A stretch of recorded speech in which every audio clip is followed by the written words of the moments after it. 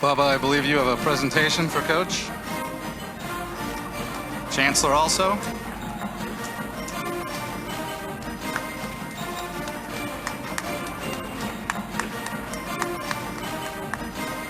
And I did get a new sport coat for the occasion. Oops, sorry, Bob.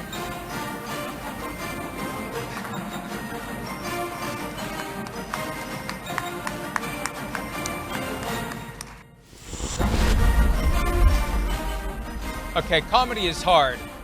That was more Larry the Cable Guy than Bill Belichick, because he never cut his sleeves off all the way to the top. You got to do it halfway. You got to do it jagged halfway to do the true dedication and homage to Bill Belichick.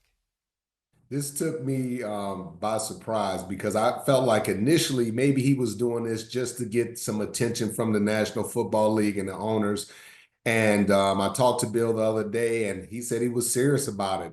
And I think this is an excellent move by North Carolina, just simply getting a guy in there that is a football coach. And I think that's what he ultimately wants to do. He wants to coach these young men. And you're going to have a group of young kids across the country that I'm already receiving phone calls. I got 4 phone calls from guys that are playing Division I football talking about, hey, I want to go to UNC. I want some of that Belichick. Wow. So there's a group of kids that are around. I'm talking about 3, 4, and 5-star players calling me up, texting me saying, hey, I want to be part of what Coach Belichick is building. So he has a reputation, and there's a group of kids out there that are willing to play for him, Mike.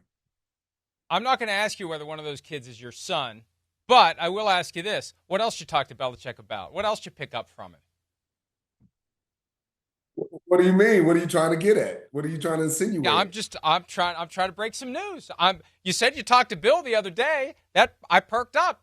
Not many people talked to Bill this week. They're in a position to talk to me about it, so I'm curious what he told you. Hey, man, some things you just can't talk about. We talked about the Hall of Fame, but we talked about a few things, but really, I do see Coach Belichick, and most people are saying, hey, will he be willing to sit in the living room and recruit? Yes, it's the same thing he did when I came in. I flew in, I sat at his desk, we sat there for an hour or two, we talked. Him and my agent basically negotiated a deal, and that's the same thing. He's been a general manager for 20 years. He should be able to negotiate some NIL deal for $200,000 or $300,000, Mike. So I don't think it's going to be as hard as people think because Coach had a year off. He's rejuvenated, and he's going to surround himself with good people. What do you remember most from when you went and met with him that sold you on joining forces with Bill Belichick and the Patriots? He was a football guy, and this is the one thing that sold me. We were playing against them, and we were warming up, and I was in warm-ups, and I hit one of my players. I hit him hard, knocked his helmet off. And when I was sitting in his office years later, Coach Belichick said, I remember when you were warming up and you hit that kid and his helmet fell off. And I said, you remember that? And it was so much detail to it. And I looked at my agent. I said, this is where I want to be. Let's get a deal done. So they went back. They worked out a deal within the next hour, and I was a New England Patriot. But the fine details, that's what I fell in love with, the fact that he was all pure football, Mike.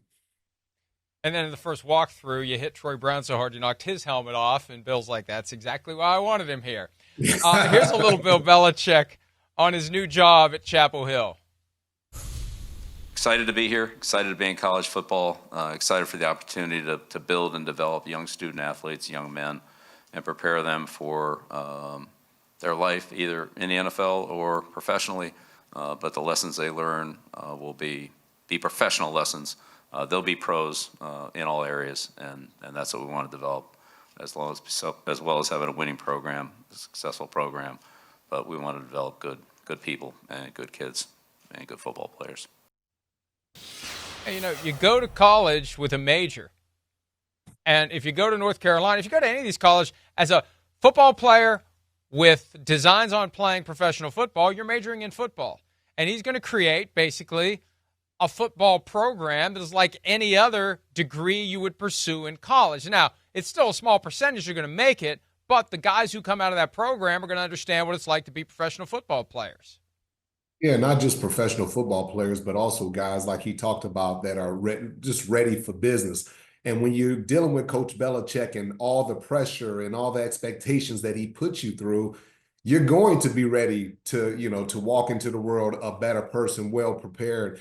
And he's going to push you. He's going to push you mentally, emotionally, psychologically, physically. That's what he does. And he's going to get the very best out of you. And those kids, they're going to learn situational football. They're going to learn things. Mike, I could not be here sitting in this chair if I didn't play for Coach Belichick because he opened my eyes with so many things football related. He taught me so many different things, and my whole life changed when I was able to be around Coach Belichick and the things that he can do. So this is an excellent hire for University of North Carolina. Belichick had a year off. He's got a different perspective. He's got a lot of energy, and I'm really looking forward to seeing what he can do. I think he's going to make a major difference in this program. Well, and think of some of the examples we've seen in recent weeks of horrible game management. Got Matt Eberflus fired by the Chicago Bears 2 weeks ago today. Antonio Pierce, horrible late game management, all due respect, against the Chiefs on Black Friday. Bill Belichick is never going to do that. Here's my concern. He's going to get the absolute most out of the guys he has. At the end of the day, with the resources available to him versus a Texas, a USC, Texas A&M, the big money schools, is he going to be able to get players who are good enough when you throw in his coaching acumen and he gets the most out of the locker room full of guys? Is it going to be enough to overcome the teams that just have more talent?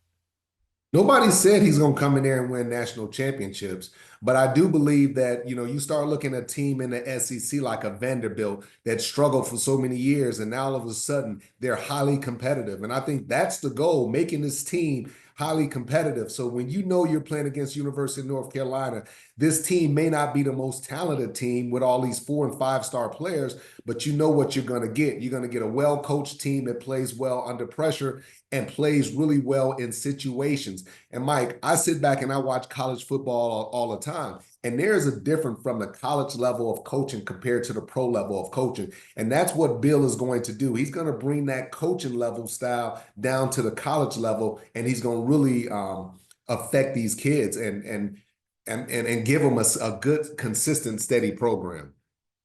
And, they asked him at one point yesterday, because I've watched the whole press conference, they asked him about the limited time that he's going to have with the college players. And he pushed back on that. He said it's really not all that limited.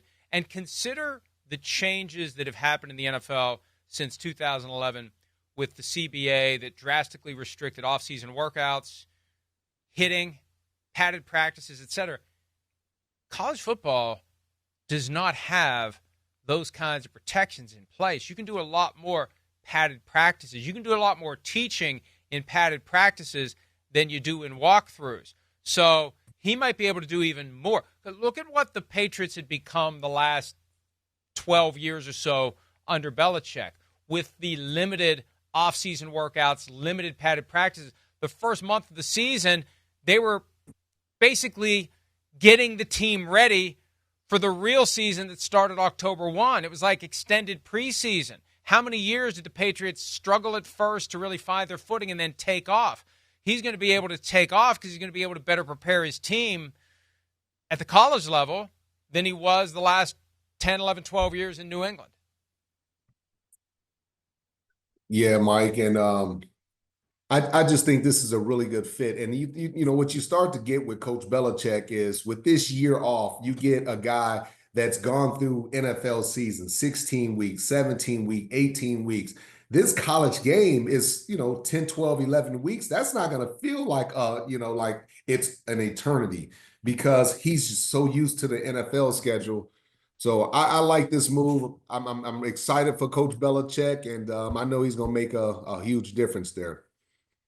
One last point that I want to make, because contractual details, unlike his time in New England when everything was a secret, a lot of this stuff's going to be out there because the University of North Carolina is a public institution, and they have to make this available. It's a 5-year deal, $50 million. The first 3 years are guaranteed, which means they could walk away after 3 if it's just not working. Here's the key, because he was asked yesterday, are you going to go back to the NFL if you have a year or two of success? He said, I didn't come here to leave. The buyout before June 1 of 2025 is $10 million. So he's not going to jump to an NFL team next month if somebody comes calling and just leave North Carolina hanging. But after June 1, it's $1 million for him to walk away. So that door isn't completely closed. It's not going to be all that expensive to go if he chooses to. He said he's not going to, but plenty of coaches say that. Contractually, it's easier for him to do it after June 1 of 2025, which means after the 2025 season. Who knows? Who knows? Somebody shows up and says, here's the keys to an NFL program, and he thinks it's a winning program. Who knows? He'll have the ability financially to do it. So keep that in mind. He said he didn't come to leave. I'd be surprised if he did. We'll see how it goes. Hi, it's Mike Florio. Thanks for watching PFT on YouTube. Hit subscribe for the latest news and analysis from Pro Football Talk.